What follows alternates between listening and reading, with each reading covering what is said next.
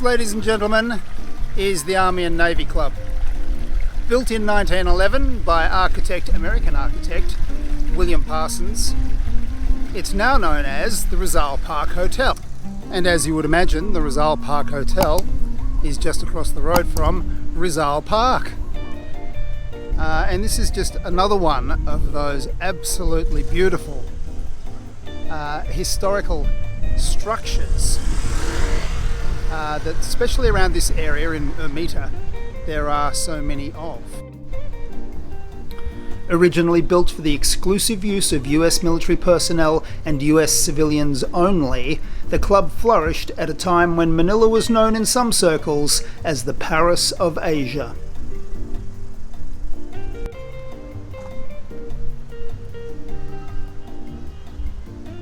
And just a classic reminder there of who actually built the hotel, the American military.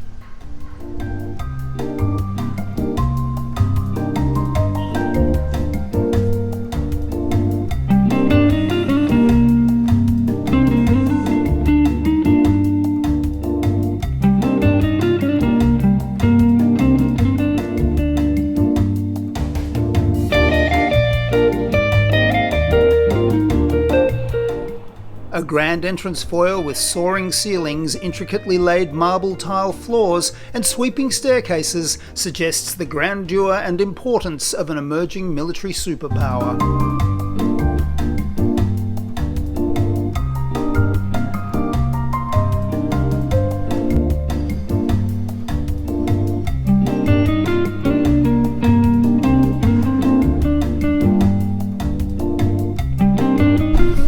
Spoke to reception and they've given me the okay to do some videoing, but it's a quarantine hotel and so I've got to be careful where I go.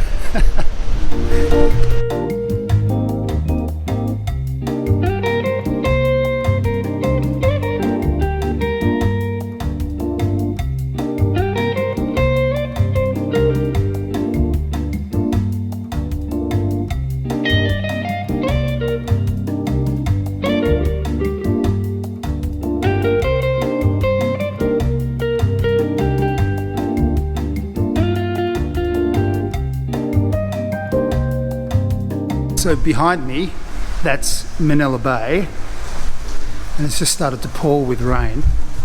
And it looks like we're in the sort of the lobby entrance to a small casino they have. So we'll get out of here and go somewhere a little bit more interesting.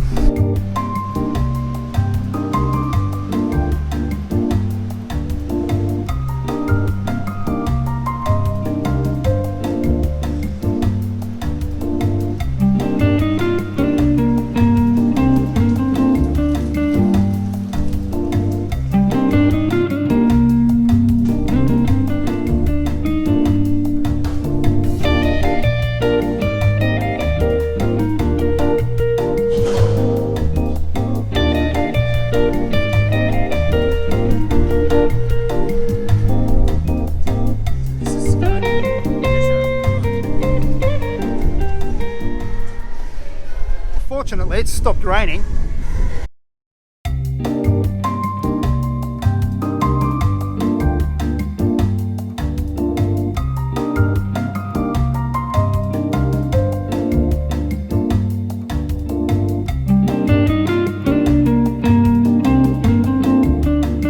There's a fantastic view up here. We're right on Manila Bay and we're right on Rizal Park.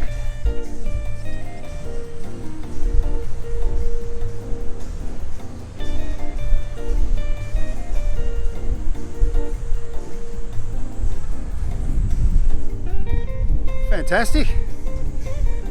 Don't know about their choice of music.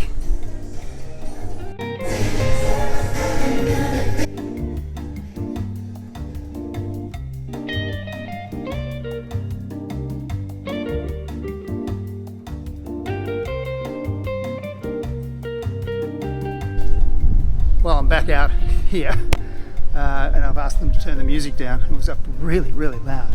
But you can see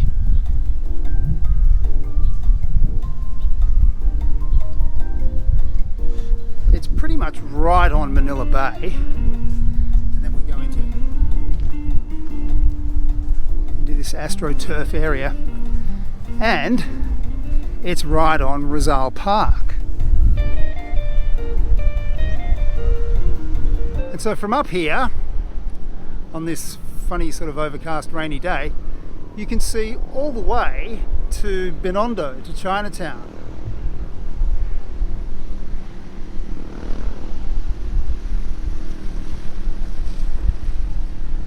You can see the Manila City Hall, Manila Hotel, and importantly, beautiful Rizal Park, and you can see the dome of the National Natural History Museum. If you were a tourist coming to Manila, it wouldn't be such a bad place to park yourself. And there's a little casino here too if you're that way inclined.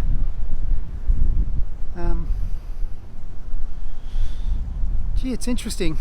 So like many of the beautiful structures in this area during the Second World War, and certainly during the Japanese occupation of the Philippines, this building was occupied by the Japanese military for the whole time. However, unlike the Manila Hotel, for example, they didn't try to burn it to the ground. So it was relatively unscathed, and it wasn't bombed during the Battle of Manila. The building gradually fell into a decline, and by the 1960s it was really in full decline. It was then used as offices for a little while, and believe it or not, even for a short time it was used as a factory. In 1991 it was declared a National Historical Landmark by the National Historical Institute, and it was redeveloped, and they took care to preserve a lot of the heritage features, and reopened in 2017.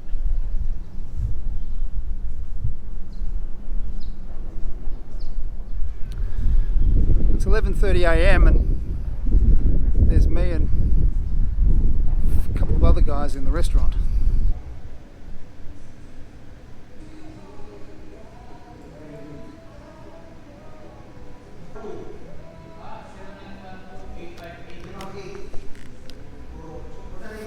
Just ordered a coffee. Yes, sir.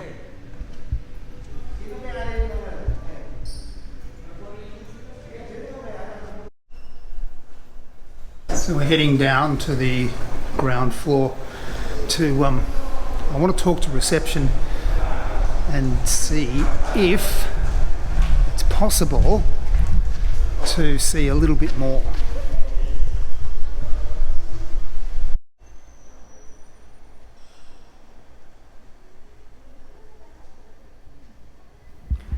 Back in the day, this was the place to be and to be seen. The club had an international reputation for fine food, well-trained staff, a swimming pool, a bowling alley, tennis and squash courts, and a huge officers' bar.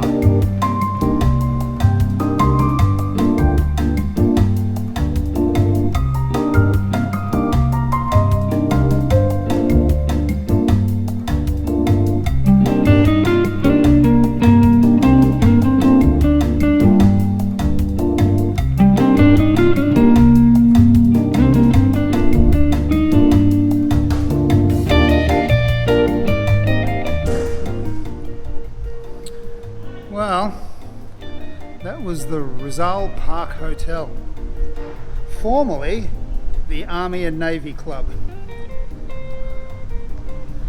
There doesn't seem to be a heck of a lot of the Army and Navy Club that still exists. There was a little bit more that we didn't see, but they wouldn't even let me go up the stairs because there are people quarantining upstairs, so it was for my own safety. So that's a little bit unfortunate, but we did get to see pretty much most of it. Ladies and gentlemen, if you're enjoying these historical vlogs that I've been doing recently, please consider subscribing and liking. Thank you.